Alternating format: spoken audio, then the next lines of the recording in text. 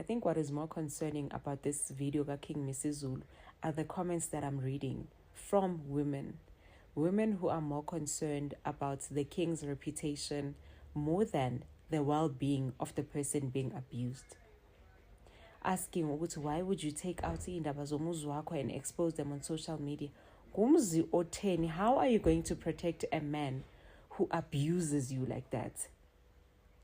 How the hell is she expected to protect a man who abuses and calls her out of her name? Because guys, it doesn't matter ukuthi nomuntu nixabana kanjani. Why nibizana ngamagama? Why umuntu ewunjandini ewunjakazi? Why kunofutheki? Why sithukana masixabana as abantu abadala siyikhaphuli? Where does the respect go? Yet she is the one who's still supposed to protect him. Kodwa yena, he doesn't respect and protect her.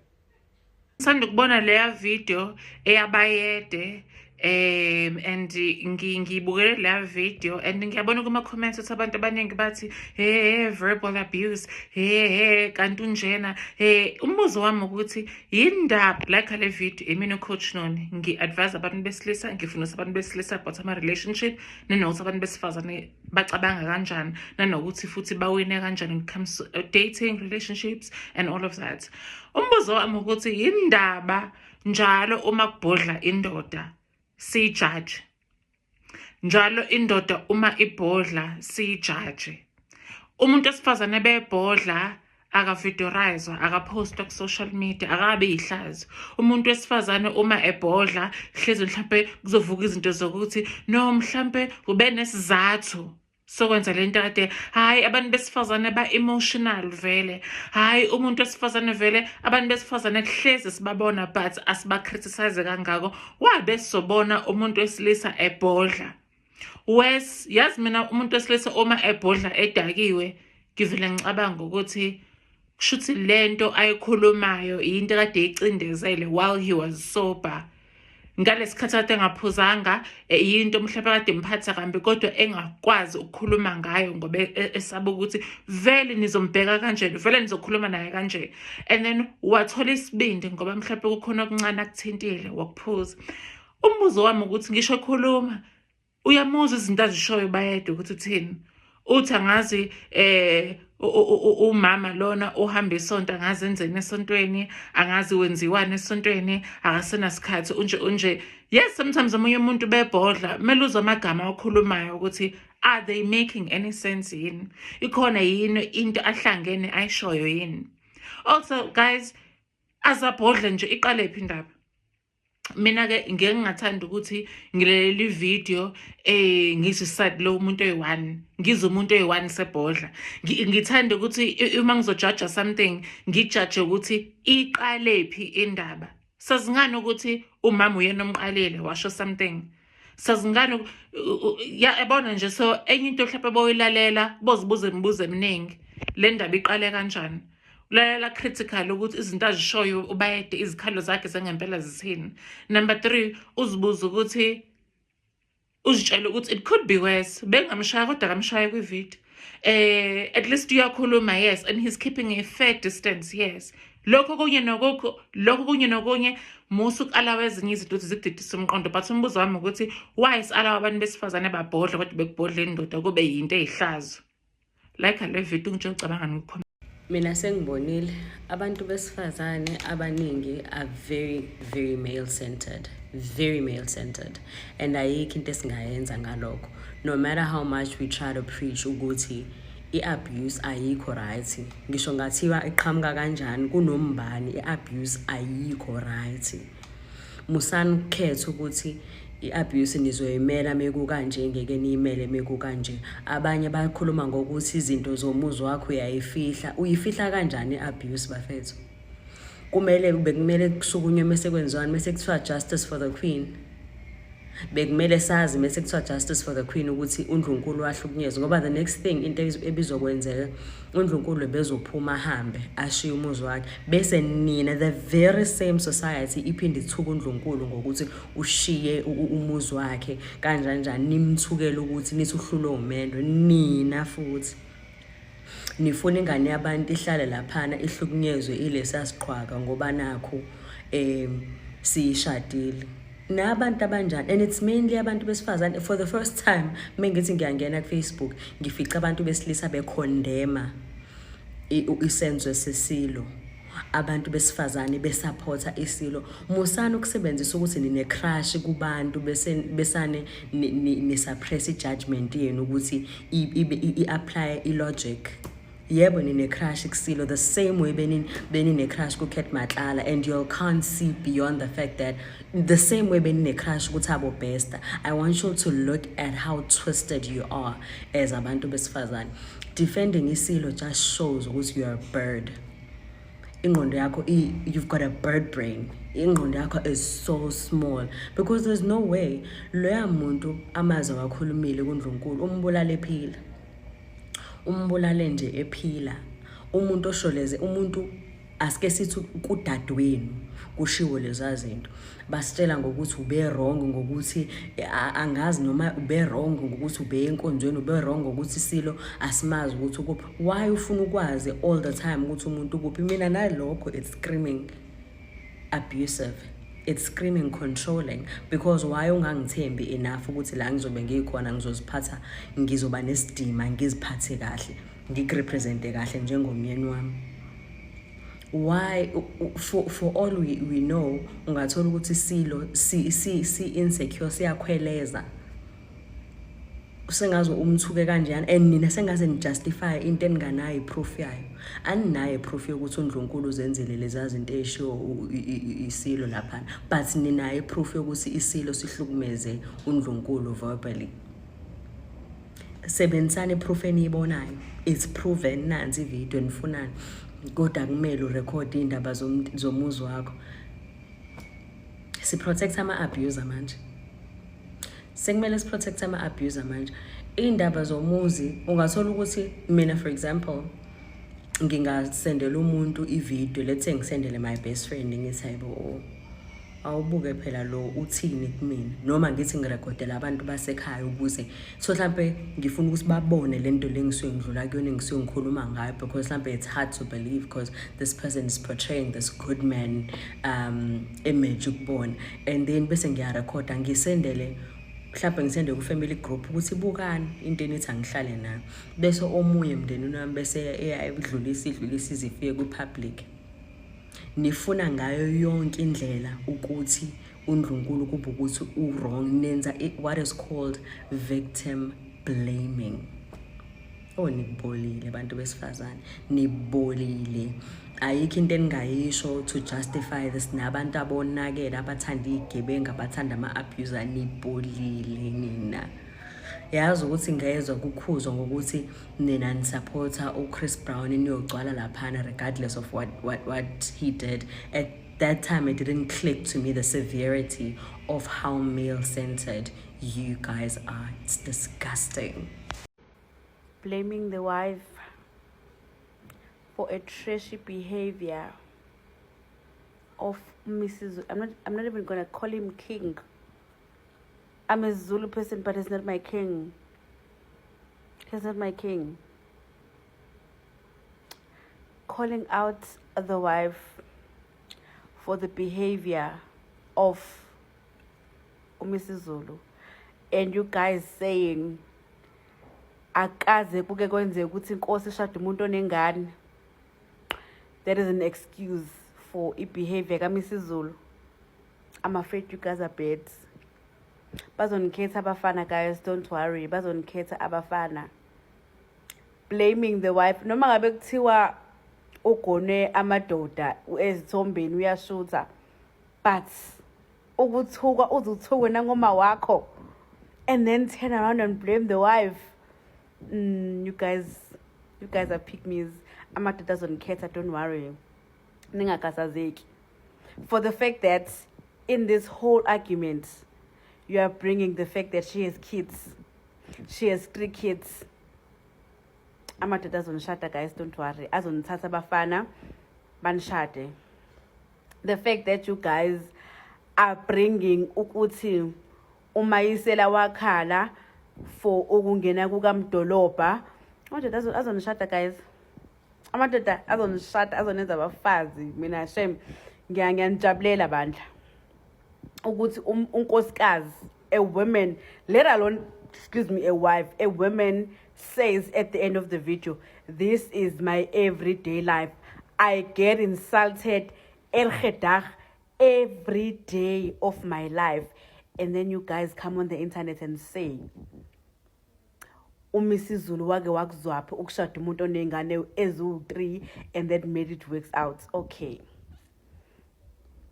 Ukube usis didn't take that video. She simply spoke about the abuse, the verbal abuse. I don't know if it's physical or not. I've seen the... If she came in and wrote, ukuthi umdlokombane uyamhlukumeza da da da da, you weren't gonna believe her either. Either way, you're gonna say, okay. Yeah, she took the videos. Probably that is not the only video she has. It's just that she decided to just release that one for the sake of it. And amadoda awaZulu or Zulu people can't fathom the fact that inkosi yabo inenhlamba iyathuka. Can't bear in mind ukuthi kahle kahle nje. Abanye, they ignore the fact that he is verbally abusing his wife. They are concerned about uShembe. Oh, uthuke uShembe. Wara. Guys, we still have a long way to go as South Africans, hey? We still have a long way to go. Guys, nikshaya indiva ukuthi a woman is insulted every day. Nikhathaza ukuthi nina uphethe ibhodlela leStella, nikhathaza ukuthi ume ngenyawo, nikhathaza ukuthi uthuke a certain person, anikhathazeki ngalo ophila naye every day. Okunalokho nimbeka amabala umuntu wesifazane.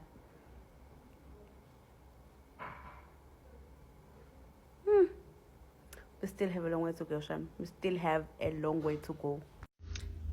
King Misuzulu. Mama. Okay, kwecala though, bra. Bese kakwendeni Shembe. Ukwendeni Shembe. Anyways, siyavuka guys, dikhanza sitheshice etindzabeni the royal family. Yo, I know kwaze kwaba madima. Kwaze kwaba difficult. Indzaba is Misuzulu and Lamin. Yeah. Many raised the question, why did she record the video? So my opinion on this is going to be all over the place. Many are questioning, why did she record the video? Okay, guys, if you are dealing with a narcissistic man, narcissistic traits, lamaning. If you are dealing with a narcissistic man, a man who is verbally abusive, physically abusive, emotionally abusive, financially abusive, physically, because but the threat itself, it just tells me you are capable of doing it. If you are dealing with a man like that, nasa ufuna kuhamba from this setup, uyamrecorda vele, because they have this talent that their father Satan gave them. Yekube se baya twist tinfo, ba twist magama, ba twist timu, kugcine kungwelo lobonakala uluhlanya. So le evidence uyaye uyidzinga.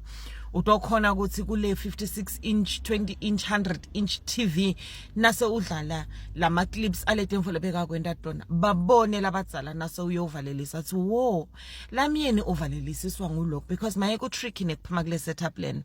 Because I refuse to believe lamyeni umrekodele just for the fun of it. Urekodile nje just for control, just ukuthi a trend bese simvela buhlungu, because ngeke sizikuvele buhlungu sisi sidabana ama opinions and it ends there.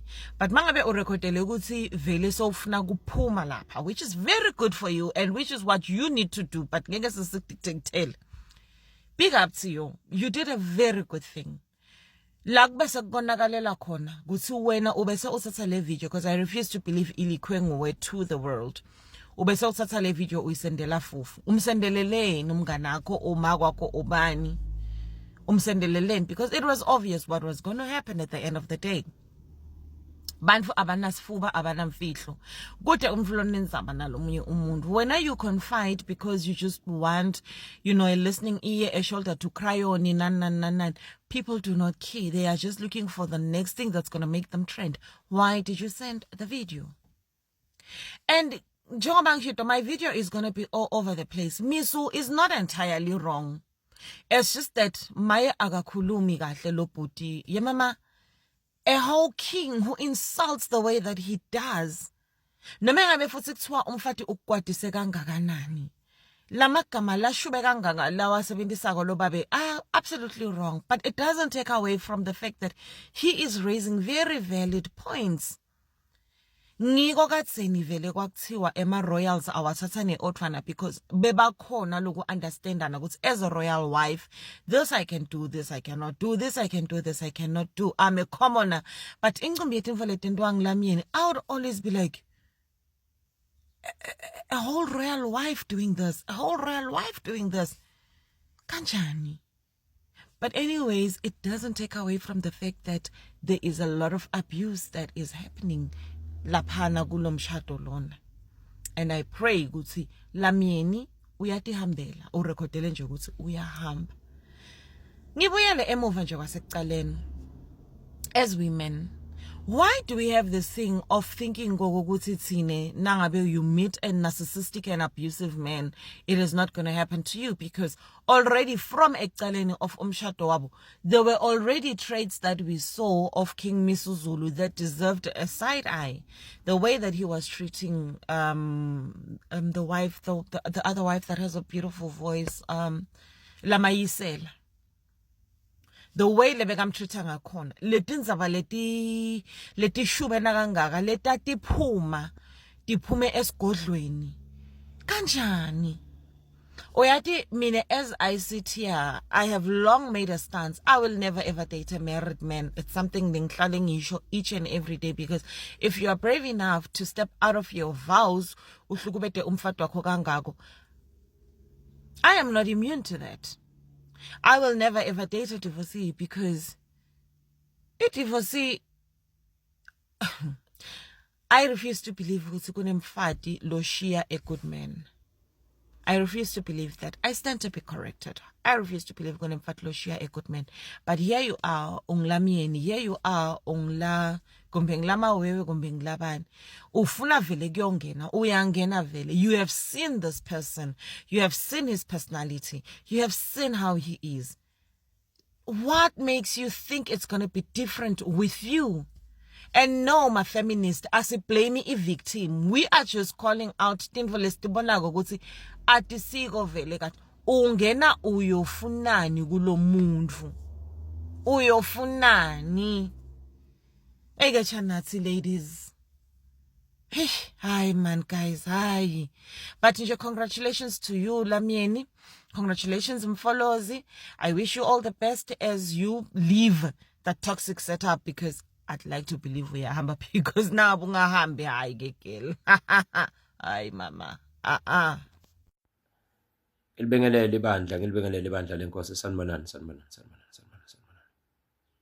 Empilweni ithuna uligujelwa umuntu oseduze kwakho. Uyena okhipha nama instructions ukuthi ayihambani nendaweni enjeni uthola ithuna.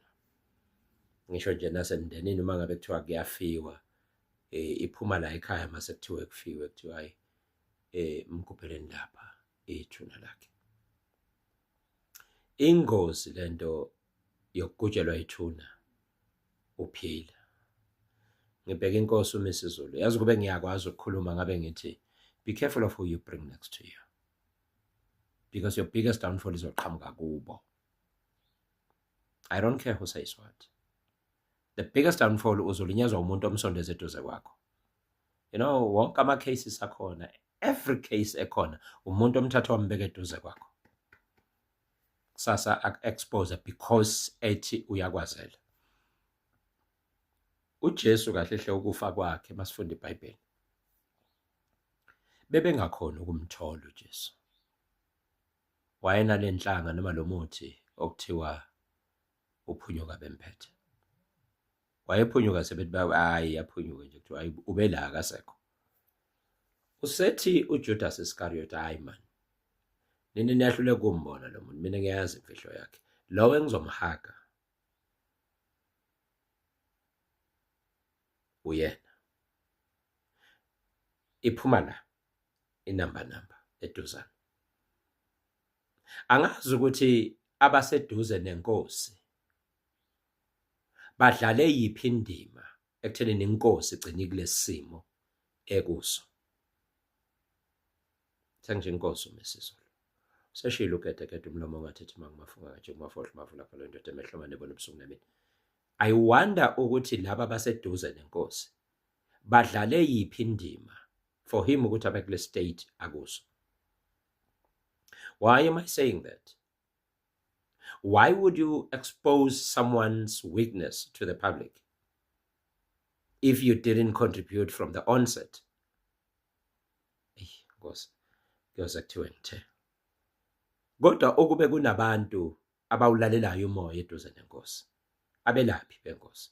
Ngabe bayibone le ngozi ingakafiki not unless nabo bavalwa amehlo kamoya. Angisho ukuthi ngithini. But ngibuka okwenziwe iQueen okumrecorda. There was an aim right there. Beyikhona inhloso and inhloso was to expose. Recorder because she knew exactly ukuthi njobe eqalile ekhuluma kanje kuyogcina phi. So urecord into ayaziyo. It's unlike ukuthi into ebe urecord into ayaziyo nje. Ukuthi hayi manje kuzolandela ukuthi nokuthi premeditated. Anboba thandazela abafazi benu. Thandaze nje nithandazela ukuthi inkosi ungisize. Mangithatha unkosikazi angangikupela ithuna kusasa. Manje sila bengakasithenga isitela lalela uNdlunkulu uMdolomba uphethe kakhulu isila indlula mithi yamakhosi iright laphana akukho nje okuronge alikho icala laphana alikho nje uqinisile vele uMdlokombane wayethi pe one way without actions qinisile lapho yini isizwe sake sayakhela uMdlokombane siphi nje isikole uphi umhlaba iphi clinic noma isibhedlela for 50 years ehlele esihlalweni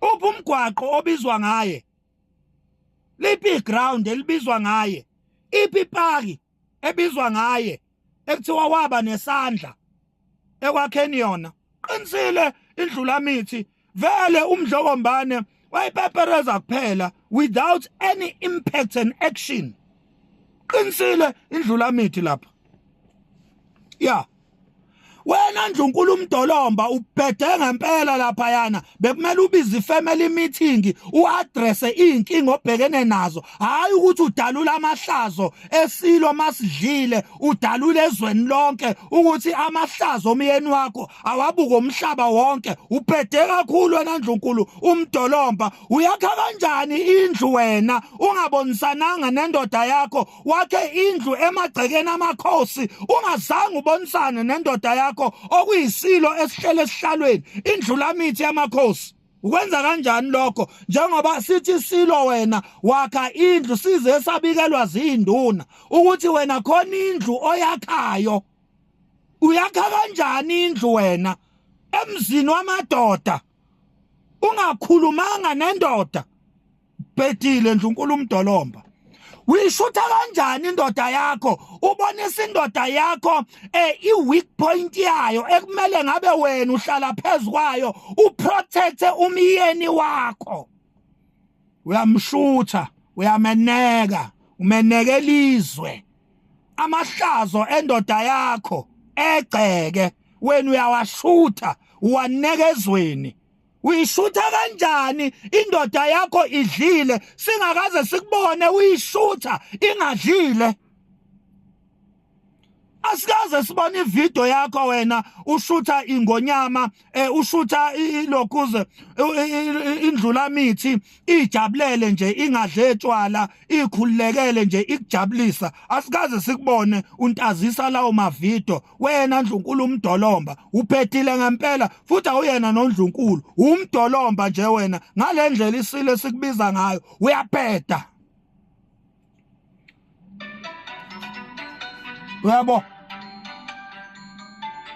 ithi indlula mithi ibona ngamavideo usemagroundini wena uyobuka ama-Kaizer Chiefs ungazange uyitshele indlula mithi okuyindoda yakho ukuthi wena ucela ukuphuma uye emagroundini uphuma kanjani uye emagroundini ungayitshelanga indoda yakho umkhwenyana wakho abone ngamavideo nje unobani emagroundini wena Mdolomba unobani emagroundini Mdolomba uyahlupha uyayihlupha indlula mithi wena Mdolomba wena nkosikazi wendlula mithi oyisidakwa uyamhlupha wena undlula mithi wenze ngathi yona yodwa indlula mithi ephuzayo kanti unawe uyisidakwa wena Mdolomba uyisidakwa wena Mdolomba wena oshuthe indlula mithi uyisidakwa wena siyakwazi ukuthi uyaphuza uyishutha kanjani indlula mithi idlile ungazishuthi wena mawudlile uyishutha kanjani indlula mithi idlile ube wena ungakazi uyishuthe udlile wena siyakwazi ukuthi uyisidakwa wena Mdolomba kodwa sikaze sikubone uyishutha wena udakwa uyishutha kanjani indlula mithi yamakhosi idlile uyishutha kanjani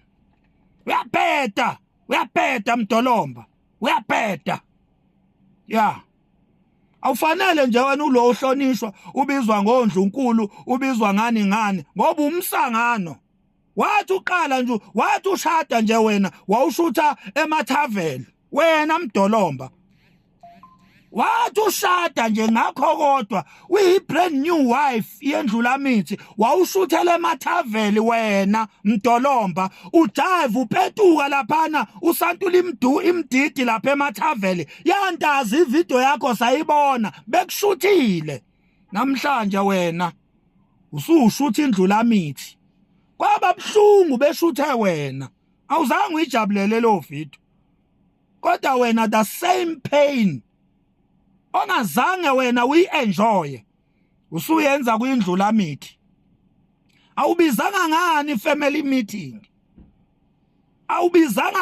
family meeting Mdolomba uyoyidalula khona indlula mithi emndenini hayi esidlangalaleni emhlabeni wonke uyaphetha Mdolomba uyasangana wena mfazi kade shit man. The fact that obviously the video was recorded in a clandestine way, he was not aware that he's being filmed, you know. Yeah. But should that be the main discussion point, or is the main discussion point about like what revealed? Is it acceptable when these kind of videos surface that expose that sort of bad behavior? Or is it an invasion of someone's privacy or people's privacy? Because, you know, he didn't consent to being filmed in a moment where you know, call it a moment of weakness, call it a moment of, I don't know what you... Being compromised. Yes, that's a brilliant word to use, of being compromised. Or should it just be that, no, it's important, especially for somebody of his standing to say, yeah. I think for a very long time, a lot of people aren't believed because they don't come with evidence about how they're treated by the next person. And because now we're able to just record and say, okay, this is what this person is doing to me, then for me it works, it's fine, because you're being treated badly by this person at the end of the day. So here the ends justify the means. Yeah. For me. And also the same way that you are able to record happy times and happy moments. Without permission. Right? Yeah, without permission, and no one has a problem with it. When you record someone and you show the other side of the person, they need to be able to receive it in the same way that they'll be able to receive their good side. That is always being showcased whenever it is that I record a video of them. So if you are coming through and you're compromised, I don't think you're supposed to be having a problem with that. I've got you. I think I agree with both of you, especially what Nyakalo said, but I hadn't thought about it in the way that Nyakalo puts it, that there are so many women, or let's just say there are people who are, let's say women. I don't like this thing of people say, oh, but men also get abused. Because, honestly. I hadn't thought about it that way, that so many women find themselves in abusive relationships, or and they're not believed when they go and speak out about these things. So if there is an opportunity to gather evidence, so to speak, then it should be allowed. And also, I think even in this case, for the king himself, I think he's just going to have to man up and stand up and say, mea culpa, my bad, I apologize, it's not acceptable. I mean, so for the nation to know that this is no way to treat, your wife. This is no way to treat a woman. This is no way to treat anybody. You cannot, the language that he was using, the threats of violence, that was deeply, deeply disturbing. We already have a serious problem in this country with gender-based violence. So I think that it presents even an opportunity for the person here who may feel offended by the fact that he was filmed without his permission to say, all right, my bad.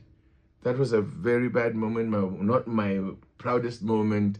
I apologize. I will seek help. And by the time you start recording a video, right, that means it's been happening continuously. It's escalating. It's been escalating. It started off maybe say a year ago or something like that, where you started seeing someone's behavior change, and you kept trying to tell people, saying, hey guys, this person is actually wilding out. But no one really believes you, because they get to interact with the good side, like I was saying a bit earlier on. So by the time it gets to a point where you say, because I've experienced this, I know the progression of how this conversation is going to be, what direction this conversation is going to turn, I'm just going to hit that record button, because you are used to it. Historically, it's something that's been happening. It's something that you had to endure yourself. You've been waiting for that moment to say, I know it's going to happen again. This time I'll be ready. Yeah. Because it's definitely not the first time. Because you don't expect somebody to say such things to you the very first time. Not a chance. No way. There's no way that was the first time it's happening. I mean, even what is being said, it means that this is a subject that has been addressed before.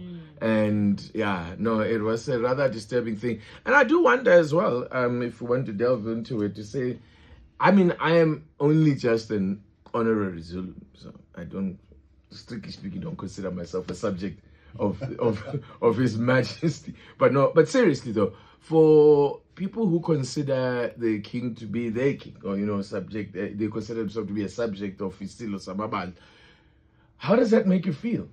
And I wonder even if the nation has a say in this kind of things, because I suppose that's where now the advisors and that sit around the king and the elders, that's where they intervene. This is where you miss the baby now. This is where Umdana would have intervened, But I'm so that's what the role that you should be playing in a situation like this. So, and the great irony is that even in that clip, he actually talks about him being a king. Refers to it as like, at this moment, you're not being very regal. You're not being very kingly.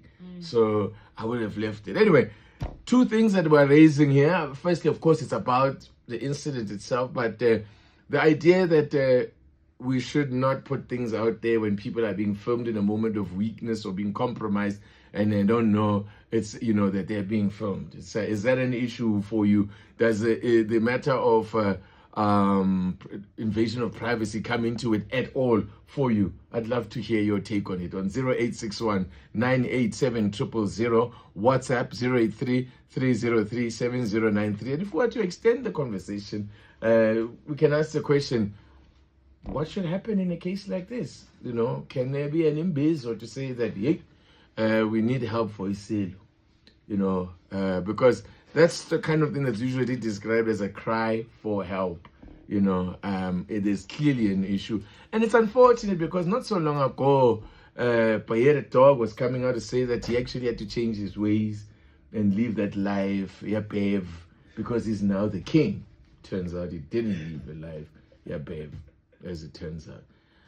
And the king, Kangolongolo, Okay, I don't think we should judge him for Ngolo. I mean, booze is booze. You know, it doesn't matter whether you're drinking it out of a whiskey decanter or Shalingolist. I mean, it really shouldn't matter. Let's not judge him for. Are you judging him for Ngoli? No, Titi, don't involve me. Why? Why am I judging? Why am I now the one that's a judge? I mentioned nothing about that. No, I judge nobody. I listen. Sizwe samaZulu sanibonani. Kunengwadla esibhekene nayo njengamanje. Siyisizwe samaZulu. Kodwa bengifisa uNkulunkulu asithatha sibuyisele back esikoleni la sasifundiswa khona ngesu lokujeqeza emuva. Okuyilapho khona sasifundiswa khona ngesigameko esenzekile okungenzeka ukuthi isona esizala isigameko sesenzeka manje enkathini yamanje. Before kuze kwenzeke zonke lezi zinto lezi ezenzakalayo, amadoda ase-South Africa angithi nje amadoda amaZulu ngoba iwona abebambe kakhulu indima ekukhulekeleni izwe, akehamba ayentabeni athi ayokhulekela izwe.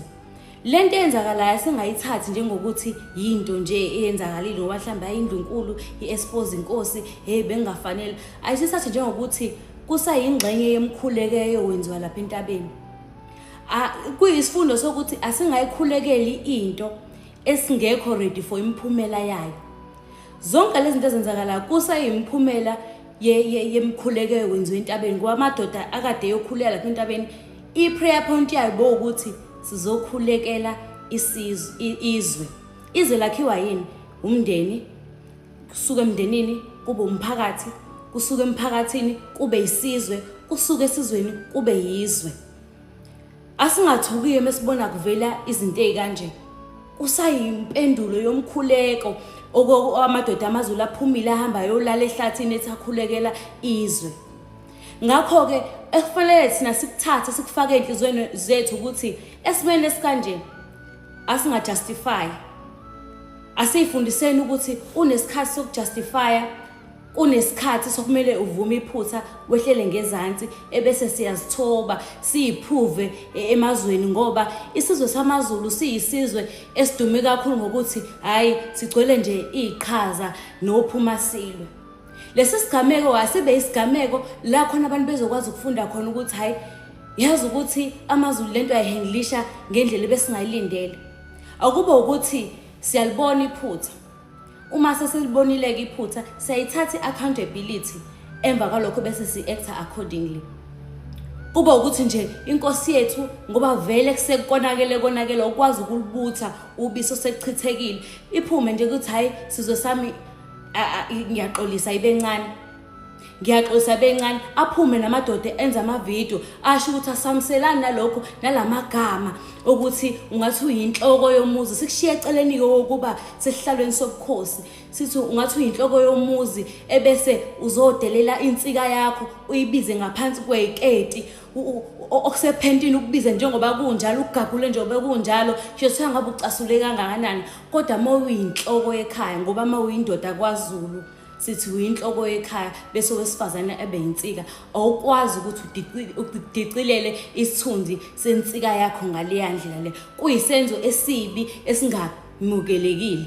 Yilawo amavideo engwalindeleke kumuntu kwamadoda amaZulu ukuthi nje aphume encina ozoxolisa esizweni ukuthi asamselane nento kanje kuba ukuthi ilo naloyo uyasho ukuthi hayi umuntu asingamshaya noma eselele phansi. Esenzweni esikanje adingi manje ukuliwe sikhombane ukuthi uba no wrong uba no bengekho wrong. Uma ngabe uumholi uba umholi phambi kwabantu uba umholi emndenini wakho uba umholi noma ungabona umuntu uma ngabe usaba ihlazo uyenza into eyihlazo. Uma ngabe ukwazi ukufanele nento wazi ukuthi okwazi ukwenza into ongafuni ukuthi abantu bazi ukuthi uyayenza to avoid ukuthi ihlazo lakho laziwe umphakathi laziwe abantu musukenza into ezokufaka ehlazweni. Namhlanje kunezingane ezanukubezwa obaba bazi kwathi hayi mntanami phamba asibhambatheni ngoba manje lento mesiyiveza izongcolisa igama lomndeni izongcolisa isithunzi somndeni kuyoxabana umndeni sinezimo ezikanjalo. athi omunye hayi yebo khona kuyiqiniso uma unkosikazi izibiza kwakho vele awuyikhipheli ngaphandle kodwa asazi ukuthi iqalephi asazi ukuthi ukhathele kangakanani enhlizweni. Yebo khona mhlambe moyilalela kahle ivideo yazi ukuthi nayo inkosi yethu khona izinto ezidalulile engajabule ngazo kodwa kunendlela uma uyinhloko yomuzi yokuthi udile nezinto onganeme ngazo umbizele eceleni insika yakho uhlale njengenhloko bese uyamtshela lokhu nalokhu angihambisani nakho angikuthandi ngaphandle kokufaka amagama alumelayo ngaphandle nje kokufaka amagama azodicilela isithunzi umbize ngaphansi kweziketi uthatha okusepentini ukubeke njengoba kunjalo ukuthi wena kuwukuthi ayisinto esilindeleke kumholi leyo. Omunye athi hayi indaba pho ethatha ivideo ku right ukuthatha ivideo umuntu enza into embi shuthi kufanele ukuthatha ivideo umuntu enza into enhle. Ngicela ukuthi sikhumbuleke asibe nesuku lokujeqeza emuva lelade ngikhuluma ngalo. Ngiyakhumbula ukuthi kunecala la senzomele iwa esakhulunyana manje kuthiwa kushoda ufakazi. So ngiyacabanga ukuthi akufanele kuba ngabe into esibuza lethu indaba ethatha ivideo mhlambe nawo bese bona ukuthi izinga sehlukumeze ingane mhlambe ngenye ilanga uyozegcine esembeka isandla ezegcine sedlule emhlabeni bese kuthiwa kuyaphenya kuphela u10 years usaphenya phele nje u10 years kusaphenya. So asikwazi ukumblame simblamele into kanjalo. Asikwazi ukumblame simblamele ukuthi uthatha ivideo yenkosi yenza into engeyinhle. Esimende sikanje manje sekuyikona nje ukuthi sizilahle nesilo sethu sizilahle ebantwini sithi hawu ngiyaxolisa sizwe sakaZulu ngiyaxolisa kumphakathi wonke ngiyaxolisa nakubantu besifazane ukuthi ngihlulekile ukudicelela ithunzi somuntu wesifazane oyedwa afana nokuthi usudicelela ithunzi abantu besifazane bonke awukwazi ukugagula amalungu omzimba umuntu wesifazane ngale yandlela la umenza azezwe ngelutho. Kuba umuntu omela ngabe yamvikela omenza ukuthi azizwe engelutho. Hayi sizwe samaZulu ngiyazi ukuthi esizweni sethu kuya kwaba nenkosi ekuthiwa uBhambatha kodwa bengacabanga ukuthi ufisa igama lakhe sililandele ngokuthi sifuna ukubhambatha nezinto engabe siyayikhuluma isilonda nje usiyeke sivule eshawa umoya kube ukuthi sidila naso siyasilapha sidila naso ngendlela efanele base kuba ngazi ukuthi kufanele egqitshwe. Yonke lento eyenzakalayo iyimphumela yokuthini ahamba amadoda entabeni ayokhuleka elizwe.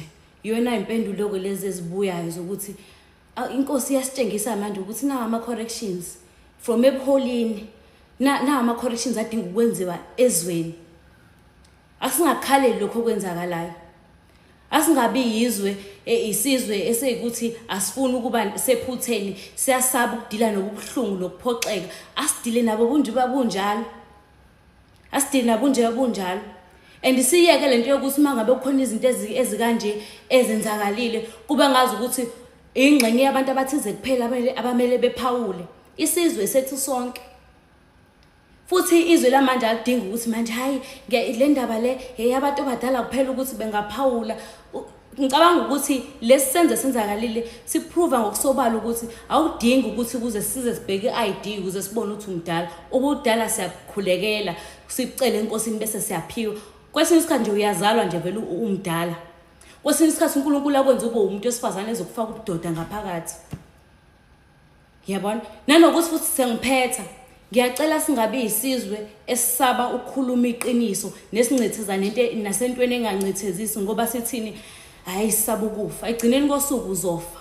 Ukhulumile ukhulumanga uzofa kodwa engikuthandayo ngazi ukuthi kumnandi ukufela ekuthenini ukhuluma iqiniso kunokuthi uphilele ukuthi wena uphilela amanga. Moyigwala nje uzohleza uncetheza singakusabi ukufa simele iqiniso nje balinjalo ukuze sizoba nesizwe esiqotho. Sizoba nesizwe esiqotho okwazi ukuthi ungahlulwa isigaba sokuba ubaba bese uzokweqa lapho uzoba inkosi. Ukuze simbone ngempela ukuthi mhlambe ayi kushelela ulimi akaphumela obala axolise aphume namadoda nawo axolise nje ezizweni ngoba lento kanje ayisadinga ukuchaziswa ayidingi ukugqokela amakhokho le uthi uyayidefenda no idinga nje ukuxolisa kuphela. Ngiyabonga. Hello Mzansi, welcome to Mkosi waseMzansi. If today is your first time visiting this channel, please do the right thing and click the subscribe button. Mzansi is divided over a video lesabaleli lapha enkundleni yokuxhumana ya King Misizulu abonakala thuka kabuhlungu mfata kwesithathu oQueen Nomzamo ebekamshanje ngidlabetanga letinye inhlamba letethusako lokushiya abantu abaningi babamba ngaphansi imlomo babodwa who was siding with King Misizulu, babodwa who was siding with Queen Nomzamo. And Mzansi at this point is really divided because some are saying ukuthi ube wrong King Misizulu ngokuthiwa mfati wakhe ngale ndlela, but some are saying ukuthi akazange be wrong uMdolomba ngokuthi amshoti video ayisabalalise lapha enkundleni yokuxhumana kunokuthi abakhulume kahle angamshuthi mina wakhe amfake enkundleni yokuxhumana. Do comment your thoughts down in the comment section. Don't forget to hit the notification bell. I'm signing out. Goodbye.